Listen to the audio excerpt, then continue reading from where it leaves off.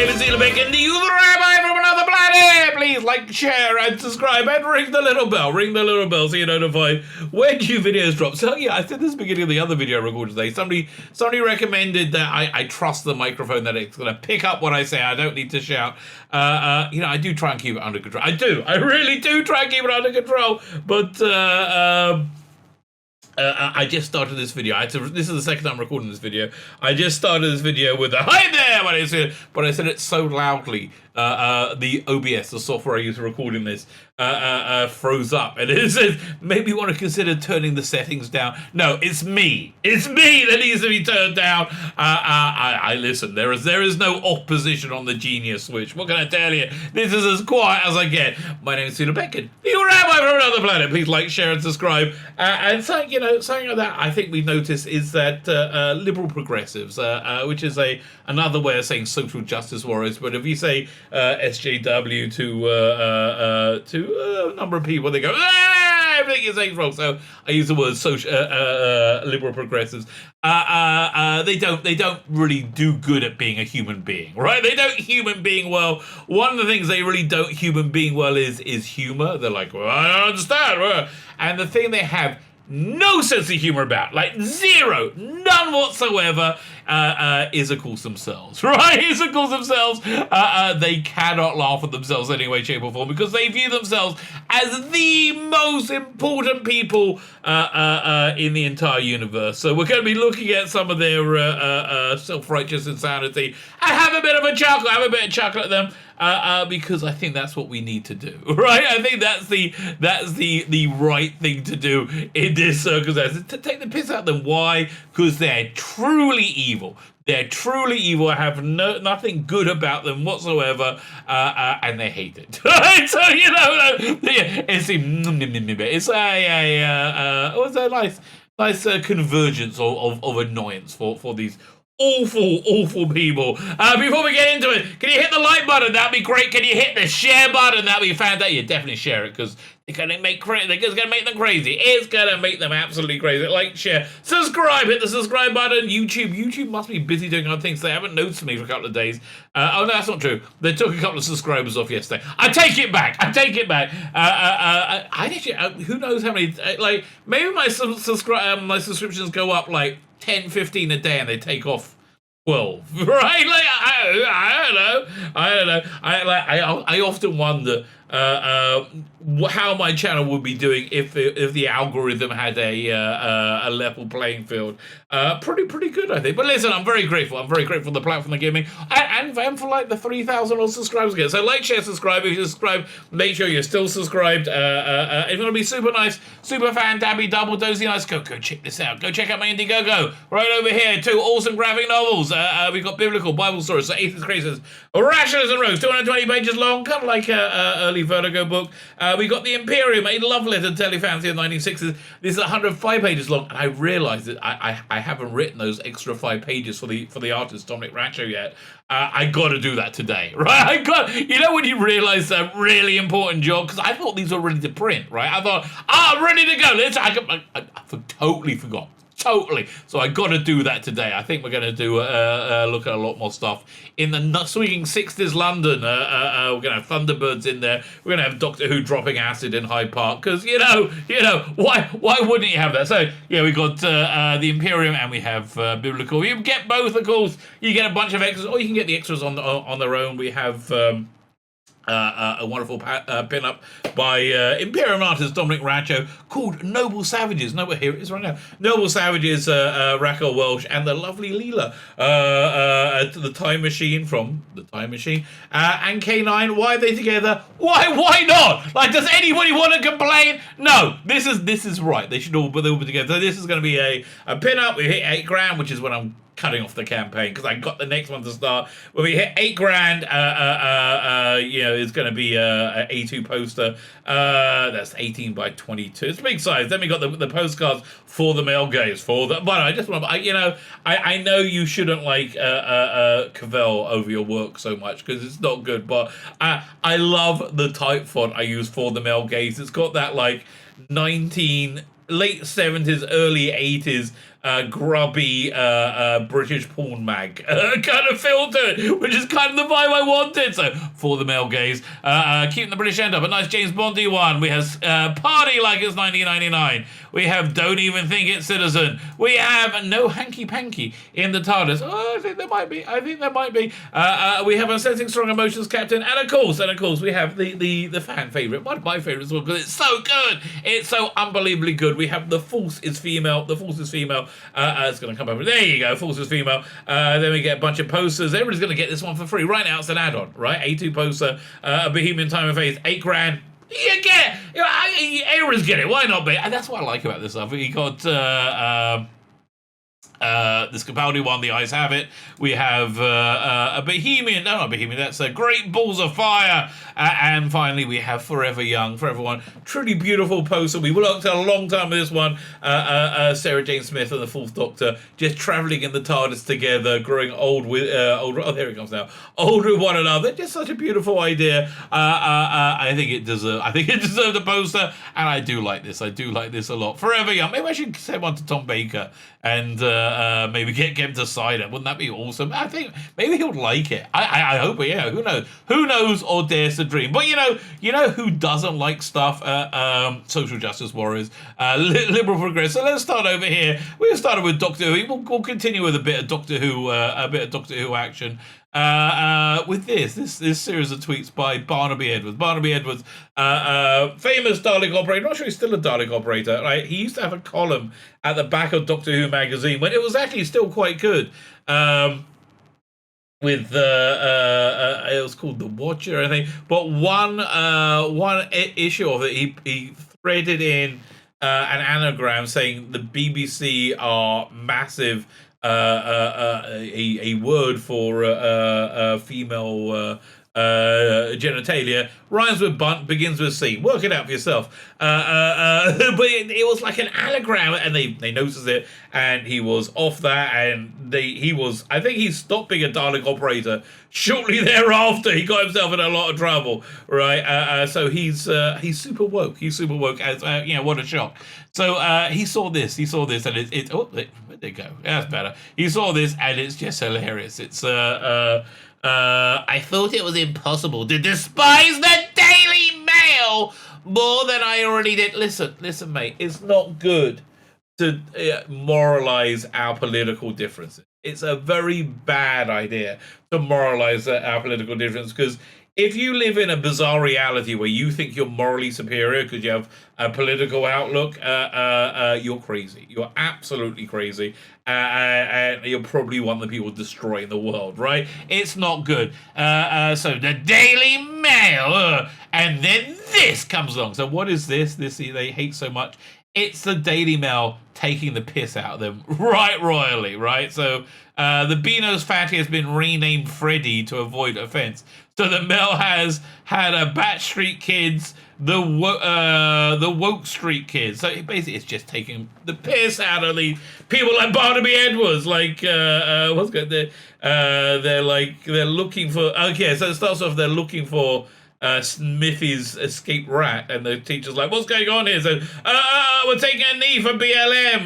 Yes, Bat Street Kids Life Matter. They're just taking the piss, painting the piss relentlessly out of all this thing. And I love how the socialist is a limousine socialist, like our school founder Horace Baxter's the slavery link. So they got to get rid of his statue, and they get relentlessly taking the piss. It's not meant to be that fun. The joke is on how stupid these wokies are. They don't get the joke. So as you see here, this guy goes, see, I feel something's missing. Jokes, baby. No, the jokes are there, but they're at your expense, mate. They're at your expense. Because you're an idiot, right? Barnaby comes back and says, following the fine tradition of humor-free right-wing comedians like Jim Davison. Oh, yeah, Jim Davison, he's been known to be not funny. Are you out of your mind? Really? And Lee Hurst, don't know who Lee Hurst is. Ben Garrison, another guy, comes up with... and they basically just go trashing it. Go, no, I don't like it. Blah, blah, over and over. And it's just It's just a little bit. It's a bit pathetic. It's a bit pathetic, and it did remind me of this article, which we're going to look at right now, which I thought was quite amusing. Basically doing exactly the same thing. Let's have a look. Turn this on. Over here we have a satirical article taking a jab at mainstream video game press causes legitimate outrage among mainstream video game journalists. They don't like the piss being taken out of them. That's basically the bottom line. A comic article satirizing the worst habits of mainstream video game press has deeply offended a number of video game journalists, many of whom believe the publication to be an unwarranted attack on their esteemed profession. Listen, mate. Journalism has no esteem anymore. Like, I'm sorry. It used to be that we trusted you, we looked up to you, and then you decided to be a part of political broadcast for whatever, like, annoying you at the time. It worked out somewhat well in England in that they decided they didn't like Jeremy Corbyn slightly more than they didn't like Boris Johnson, and like, I don't like Jeremy Corbyn because he's a massive anti-Semite. So like, yeah, we kind of dovetailed on that one, but the journalists in general just lie their asses off. I mean, like, how do you think the U.S. forget, electoral fraud, which clearly didn't happen, YouTube. Clearly, there was no electoral fraud, right? It was just a weird anomaly that a handful of counters in very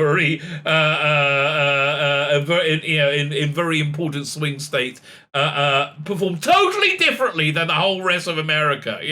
Where one candidate performed below average, apart from those like handful, like 5 places, and suddenly they massively overperform. Weirdly enough, at the same time as getting a lot more mail-in ballots just appeared. Look at that. Who would know? But even with that, how do you think that election would have turned out if, say, the Hunter Biden story wasn't hidden? Hunter Biden, by the way, if you don't know, is the president, the current president. Let's call him the former VP. His son, who is a what's the word? Is he a crack addict or crystal meth addict? I saw the picture of him smoking something who's also in bed with the Ukrainians and the Chinese and deeply compromised. If they hadn't hidden that story, right? Like, I wonder how that would have come out if they hadn't of misreported that the 45th president, who I dare not say, otherwise YouTube will spike this video. He had a speech where he says, I completely condemn racism and white supremacy, name the KK, like completely condemn them. And then like a sentence before that, he says, and there were good people there protesting these statues on both sides, right? If they reported that accurately and they didn't keep misreporting it, saying that he was a racist, how do you think that would have worked out? How do you think Brexit would have worked out if, we saw it work, but I think Brexit actually would have happened like the vote happened. If journalists hadn't been incredibly partisan. Journalism is not an esteemed profession in any way, shape, or form, least of all video game journalism. Fine. The outrage began on May 29th, 2021. Hard Drive, a satirical news site. I got to check this out. In the same vein as The Onion or Babylon Bee, whose content focuses exclusively on video games, tweeted out a link to their article. IGN writer excited to start playing game he just finished reviewing. So from their Twitter account. Okay, that's funny. Originally written in 2018, Hard Drive articles satirizes the number of unprofessional, well-documented habits which have plagued the industry of video game journalism in recent years. Okay, fine. So let's see what happened. Such satirized habits included plagiarism, professional critics' growing inability to finish games before reviewing them. I can believe that. Due to some part of the increased scheduling demands of remaining internet relevant. Well, why don't they just review the first 3 chapters or 3 well, that would make sense. Internet relevant, and how readers will gloss over reviewers' writing to get to the score and forget it entirely a few minutes later. that's really the only thing you need is a score. I can probably write anything I want to in here because no one's going to read it, said Austin Rivera, the fictitious reviewer presented as a subject author. I basically have a bachelor's degree in garbage. Oh my god, I think I made a huge mistake. This is hilarious! This is hilarious. I wonder if the wokies are going to find it funny. Because you know what? They don't often take the piss out of themselves that funny. They find it very bad, very bad. Clearly hitting too close though for many. The article sharing as part of nothing more than a routine instance of content promotion soon led to hard times or hard drive being inundated with a storm of outrage tweets from real world members of video game press. This is hilarious! Oh man, this is so funny. Video game press who felt the satirical piece of writing was outright harassment and attack campaign against their profession. No. You video game journalists are an outright attack against your profession. So we got the first one. I realize this is likely to be a standard weekend re-promo, but the timing is bad and the meta is worse. I'm typically a fan of your IGN goose, but please consider taking this down. This is hurtful to a lot of hard-working folks. Oh, you hurt my ickle-wickle feelings. And that is the crime greater than anything else. Who else? You'll really miss... this is a big... you'll really miss, but this is a big miss. Yikes. Okay. If anybody... Okay, here are the things to watch out for in tweets that label somebody as a douchebag. Starting your tweet with the word imagine. Imagine doing the thing that I absolutely thought would happen and has got lots of confirmation bias. Imagine starting a tweet without realizing starting a tweet with the word imagine makes you into a douchebag. The other thing is yikes. Yikes! No. That's gone. You can't use that. I don't think you realize the damage a goof like this does. Reviewers, creators have it hard enough dealing with the clowns in the comments. Just make our jobs harder. Why don't you? You do a bad job. You know, I tell you, people are very happy to do a bad job, and I've seen this in my personal life. You know, there's a guy in my personal life who's done like not just a bad job, but the absolute opposite of what he was paid to do. Like the absolute 100% opposite. So, which I took a little bit of exception to, and I mentioned that. No, that was the worst thing ever. That was the worst thing ever. Him doing the bad job, like then again, the actual opposite of what he was supposed to do. That was fine. That you can't comment on. But commenting on it, no, that's the end of the world. So we go again. This ain't it. At times when at the time it was a very specific dig, but bringing this out in 2021 just perpetuate harmful critiques. With all the stuff going on at IGM, it feels especially inappropriate. I think it means all their writers. No, they won't see it this way. IGN, a bunch of their writers wanted to support the Palestinian people in the recent Hamas-Israel conflict. However, they took their cues from Hamas. Now, Hamas, not overly Jew-friendly. So the thing that anti-Semites normally do, the thing that Jeremy Corbyn, great example, normally do, their go-to move is lie to demonize Jews. Right, lie to demonize Jews. So this conflict was started essentially because people who haven't paid rent for 70 years eventually got evicted for not paying rent. Why didn't they pay their rent, you may ask? It's because in 1948, in the Israeli War of Independence, a area of Jerusalem was captured by the Jordanian forces. I believe it was Jordanian, and then all the Jews were ethnically cleansed. As all the Jews were ethnically cleansed from all the Arab countries around the world, about 800,000 people were made into refugees. Nobody really cares about that, especially the IGM people. So the owners of these homes, they were Jews, they were ethnically cleansed. So the people staying there said, "Oh, great! We don't have to pay the Jews anymore. Don't have to pay the landlords." And then in '67, the Jews, Israel got that part of Jerusalem back, and the owner said, "Can we have our money, please?" And there's been a court case for 70 years, and they haven't paid their rent, right? So journalists reframe this as ethnic cleansing, Jews ethnically cleansing Arabs to replace them with, which is the entirely 180 opposite of what actually happened. So that's called a blood libel. It's a very traditional piece of anti-Semitism. It's when you again you say a completely fictitious story to demonize Jews, which is what Hamas does, because in their charter it says they want to kill Jews wherever they can find them. They're not Jews. So anyway, the people at IGM took this to be the gospel truth. And no, that's it. Hamas have said Jews are bad, so therefore Jews are. It's like, honestly, if the National Socialists from 1930s in Germany said Jews are bad, it's people going, well, they said it, must be true, right? No, they have a little bit of a bias going on. So then IGN in Israel, which is quite, they said, WTF, what's this? And so corporate IGN had to roll it back, and so IGN have had a little bit of a frisson with their staff of late.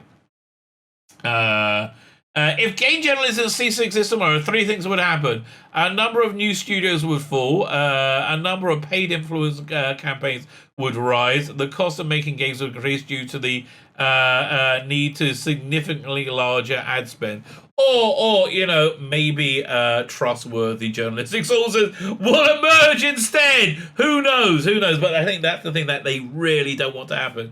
This is in poor taste and bad timing. I know this is supposed to be funny, but it's making fun of me, and I'm not funny. I'm the most important person ever. I know it's supposed to be, but it's not. But it's not right now. Game journalists deal with so much hate harassment that maybe if you didn't all shill for things like The Last of Us Part 2, which I didn't buy because it looks like agenda-filled garbage, right? But you tried to come into buying it. Maybe then you wouldn't get the hate harassment. Or is it just people saying you're lying out your ass? Right? Is that hate harassment, or is that you lying out your ass? It's just a progressive sort of like the game journalists don't play games and they're paid off. Maybe you are. So yeah. So what do we learn from this? That social justice warriors don't have much of a sense of humor. Don't have much of a sense of humor about themselves. Most people who don't have a sense of humor about themselves are in fact the bad guys, like the Taliban, not known for laughing at themselves, right? British, I always like the British because I am personally being one of them, but we've always been able to laugh at ourselves. Not now, Mr. Edwards, right? No, because they're so what's going on? What is inside their heads? Why can they not laugh at themselves? This is why I think. It's because they live useless, unproductive lives of no virtue whatsoever, and they hate themselves, right? They absolutely despise themselves. So they're just like us. We all get together, we all agree they hate themselves, but people don't like hating themselves. So they've concocted this fiction that they are defending the world from evil racists everywhere. They're kind of, the Yazis are going. This fiction, and anybody who what's the word? Bangs up against this delusion, and it gets them to question this delusion. Anybody who does that are bad people to them. They don't like it. So people taking the piss out of their delusions, which is the number one best way to get rid of their pomposity, right? The best way to do it is to just take the piss out of them. People doing that, they don't like it at all. And they don't like being laughed at. Why? Because they know they should be laughed at. Because they know they have no virtue, no worth whatsoever. My name is Tzvi Lebetkin, the Rabbi from another planet. Please like, share, and subscribe, and ring that little bell so you're notified when new videos drop.